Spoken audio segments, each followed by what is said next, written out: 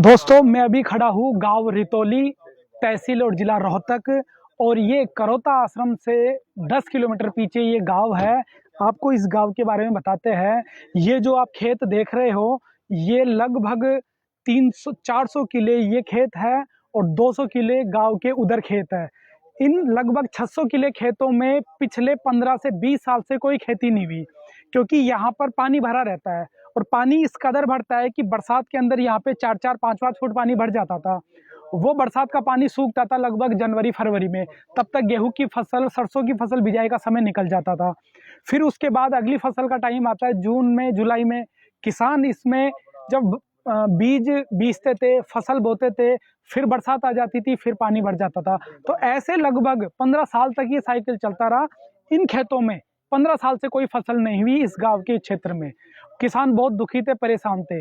जब संत रामपाल जी महाराज जी की अन्नपूर्णा मुहिम आई, तो संत रामपाल जी महाराज की तरफ से गांव को पाइप और मोटर दिए गए। उसके बाद किसानों ने इस पानी को निकाल के बाहर फेंक दिया और आज 15 साल बाद इन खेतों में सफलतापूर्वक बिजाई हुई है। जो आप यहाँ से देख रहे हो, ये देखिए आप इन खेतों का नज़ारा।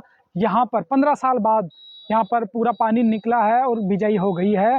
और अब किसानों का कहना है कि संत रामपाल जी महाराज ने जो पाइप और मोटर दिए हैं, उससे हम जब भी पानी भरेगा वो निकाल कर बाहर फेंक देंगे। तो आप ये देखिए, गेहूं की फसल बिजाई इन खेतों में नहीं हो पाती थी क्योंकि पानी सूख ही नहीं पाता था। और अब देखिए फसलों की बिजाई भी हो गई है। और ये आप देखिए पहली सिंचाई भी किसानों ने इन खेतों में कर दी है। तो ये हमारे साथ सरपंच जी है, उनसे भी आपकी बात करवाते हैं। सरपंच साहब जी, इन खेतों में क्या समस्या आ रही थी?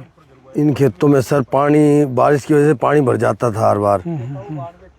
गेहूं की फसल तो बो नहीं पाती थी और उसके बाद जब दूसरी फसल बोने का टाइम आता तो उस टाइम तक दोबारा बारिश हो गई, बीज खराब हो जाता था। इसी तरह से 300-400 किले यहाँ पे हैं जो 15-20 साल से बिजाई नहीं हो रही थी।